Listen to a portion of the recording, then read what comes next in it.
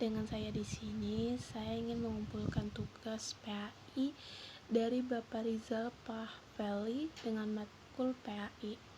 Nama saya Fiana Sakabirda dari Paralel 2. Saya akan menjawab soal nomor 1. Bagian A, apakah yang maksud di dalam cangkir manusia di dalam cangkir?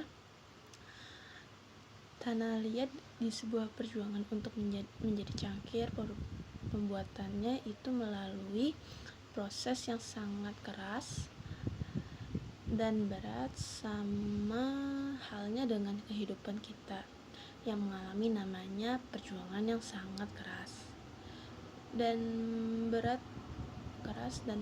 tapi tanah liat selalu berjuang tanpa menyerah dan dengan semangat tentunya. Jadi apabila agar mengalami proses yang sangat keras, berat dalam hidup itu biasa agar jadi tetap semangat untuk tidak menyerah dan selalu berjuang apapun yang terjadi.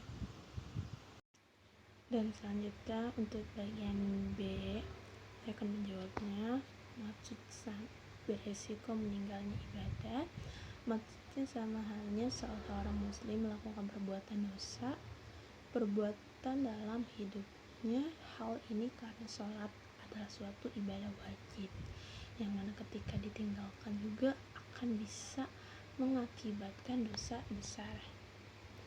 Terus resikonya adalah menjalankan ibadah yang dilaksanakan harus dilandasi dengan ikhlas. Artinya apapun bentuk ibadah yang pekerjaannya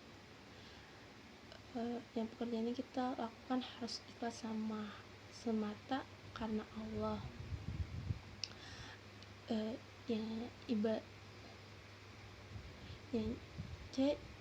Ibadah kita ibadah butuh, bukan ibadah hamba.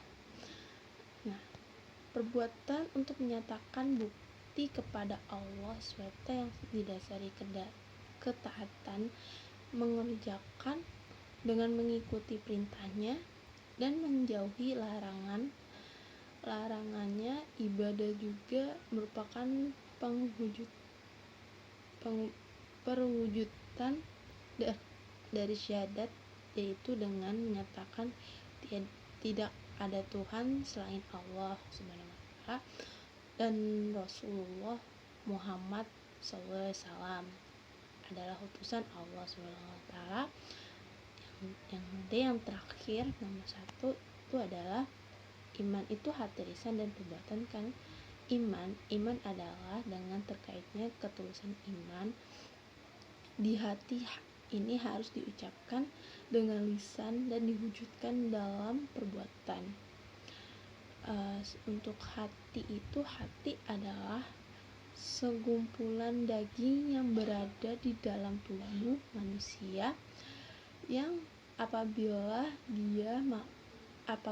dia baik maka baiklah seluruh tubuh, dan apabila dia buruk maka buruklah seluruh tubuh itu.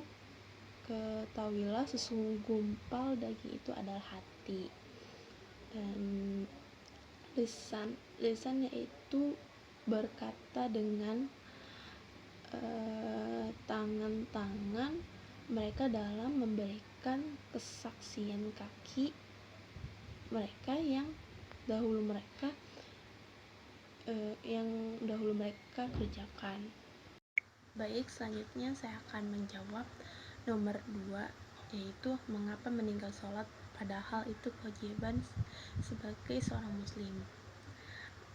Meninggalkan sholat merupakan dosa besar. Ada hadis yang mengatakan jangan main-main dengan sholat, apalagi meninggalkan sholat dan berani mengatakan tidak apa-apa masuk neraka. Jangan seperti tidak apa-apa masuk neraka, kata Habib Hussein. orang yang sengaja meninggalkan sholat mereka, maka nerakalah tempatnya. 3. Begitu banyak karunia dan nikmat yang Allah SAW berikan, kenapa Anda masih melanggar larangan-larangan yang sudah ditetapkan? Jawabannya adalah Allah Subhanahu wa Ta'ala sesungguhnya telah memberikan manusia sebuah proses melatih tubuhnya